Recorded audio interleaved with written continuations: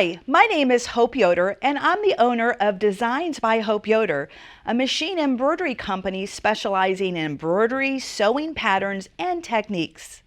I'm not sure if we've met before, but I'm so excited to be here to show you some technique videos. If you're watching the video, that means you're a proud new owner of the Craft and Cut software. This software is wonderful. We've got lots of videos coming and some that are already on the web page. But what we're doing today is I'm going to show you how to use vinyl. This will be one layer of vinyl.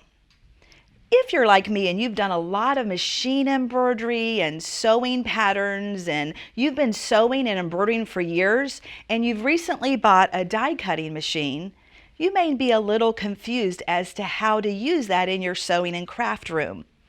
For me, I used to search the web for videos on YouTube and all over different places, and sometimes I would find good videos and sometimes I would find a lot of misinformation. So the purpose of this video is to show you how to use one color of vinyl. Now in this video, we're not going to show you how to create the design or how to cut it. We're going to show you what to do with it after you've cut it. We have other videos to show you how to design and how to cut. Let me show you a couple projects that I made using one color of vinyl. First, here's a cute little picture frame that we've cut one layer of black vinyl. Isn't that design cute? I love cameos, anything vintage and Victorian. Now, what's great is all the designs I'm going to show you are my original artwork that we've given you on that CD that you've installed in your program. So you'll be able to recreate this. And this was just an inexpensive picture frame with some fabric in the back. Another design is, this is just a little electronic candle.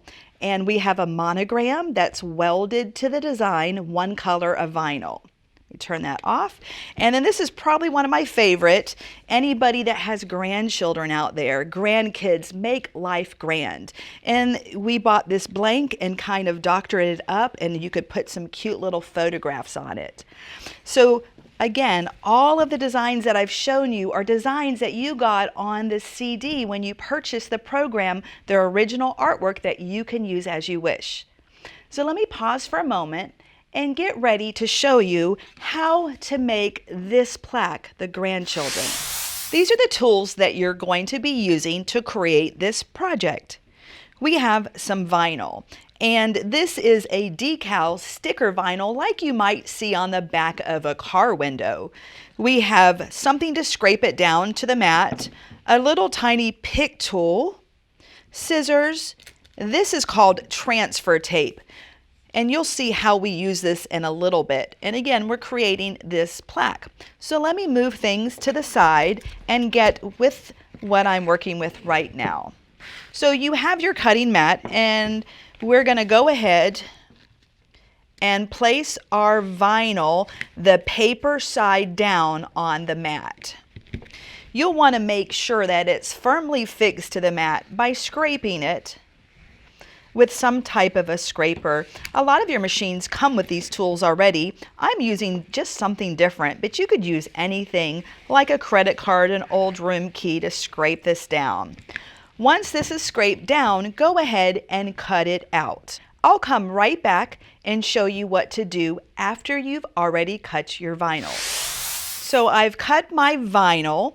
Let me show you a trick, a helpful hint from Hope on how to get this off the mat.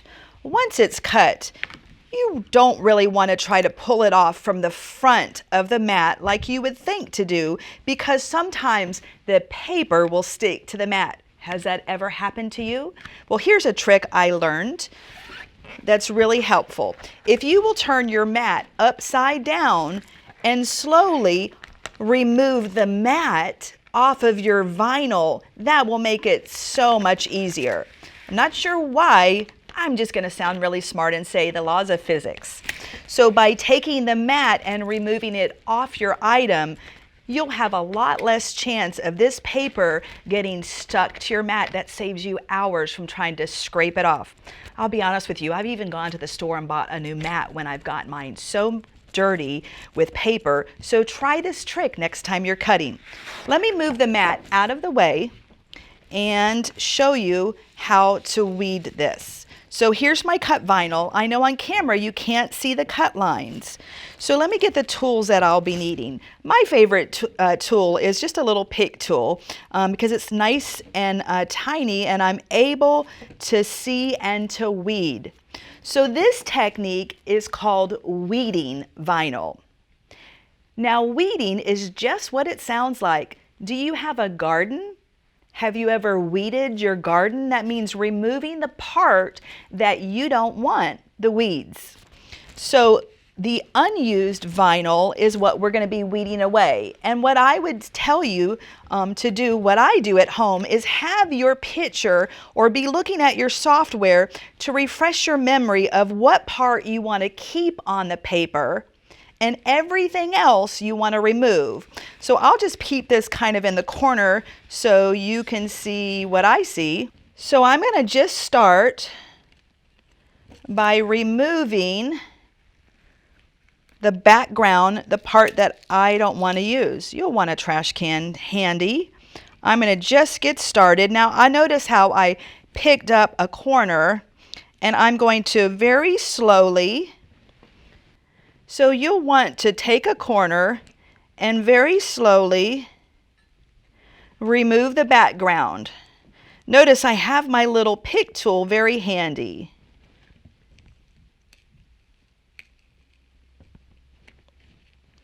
A lot of times I will fold this on itself because this part that's in my hand is going to be garbage.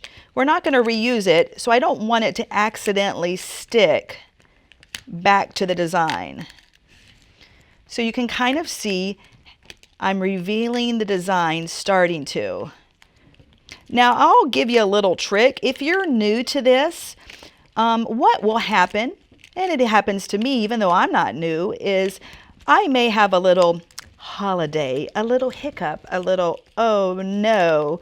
And so sometimes when I'm cutting my designs, I'll cut multiples, knowing that I may have an area that I need to patch, a letter that may come off and I can't recover it. And so if I have a second design cut, I have little pieces I can pull in. So here's where the little pick tool comes in super handy. I'm going to go ahead and remove the parts of the letter because those are fairly easy to do. And again, I have my finished sample, or I would be looking at my computer screen so I know what the finished design looks like. And ta-da! I got it on the first try. I'm so excited. Sometimes that happens, sometimes it doesn't.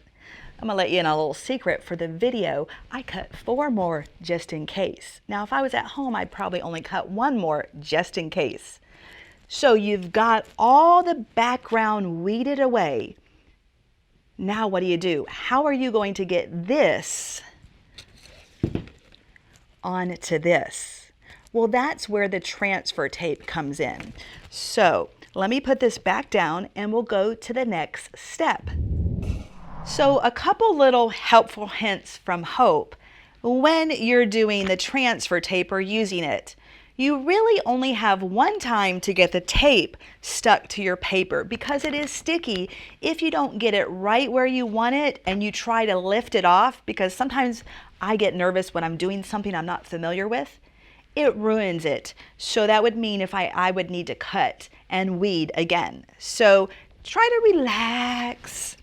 Here's my transfer tape. So let me show you some tips on applying this to the paper. So if we come down, I wanted to make sure I cut it, which I did, bigger than my paper, and I want to bend it like this so that the middle will touch my paper first. And I'm going to touch the middle first and let it smooth out. Now, if you can see on the camera, I didn't get the tape straight. None of that matters. What matters is you had one shot, or I had one shot, to get the vinyl on the paper, and I did a good job of that, so I'm good to go.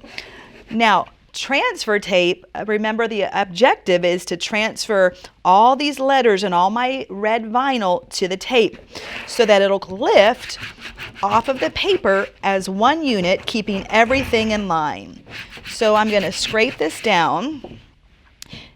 Just like taking the vinyl off the mat, a lot of times you'll start to remove it like this, meaning taking the tape off of your paper.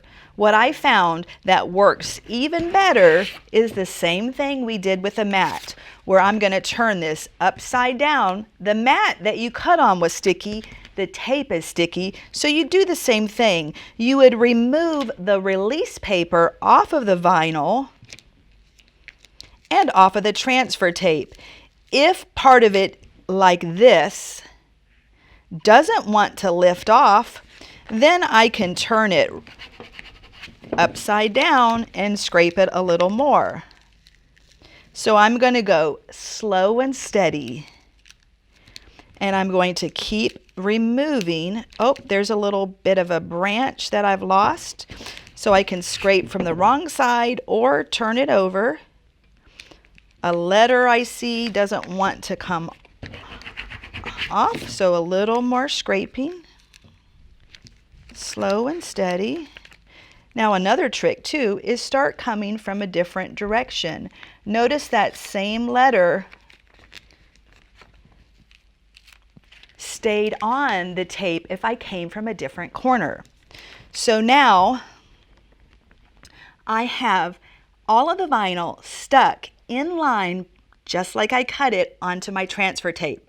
So the next and final step would be to take this sticky tape and center it on my plaque.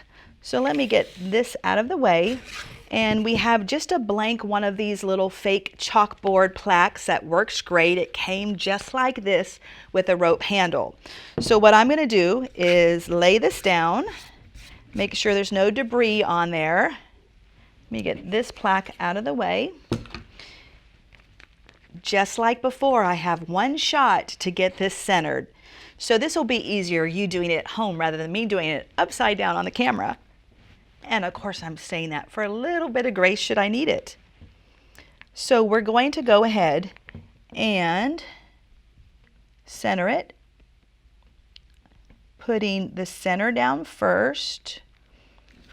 Take it like that, and just like you did before, you're going to start in the center and work your way out. Just like you do when you're quilting, the principles are the same with crafting. Starting in the middle, working our way out, and this time I pull from the front. Oh, that little R wanted to stay on here. Now some surfaces will stick a lot better. This is kind of has a texture on it, and I found that the vinyl doesn't stick as good, but it is permanent, and once I get it down, it'll stay. Awesome. Now you're going to take it, look at it, make sure everything's stuck down well. If you need to scrape a little more, you can do that. Because I have little tiny pieces, I'm just going to use my fingers. That looks really great. Let me show you the original one again. Oops, I lost a picture. The only thing that I did to finish off this is we purchased little embellishments and used a hot glue gun to glue them on, and we glued a little bit of rope so that we could hang photographs. I hope you've enjoyed this project and it's inspired you to make something great for yourself or for somebody else.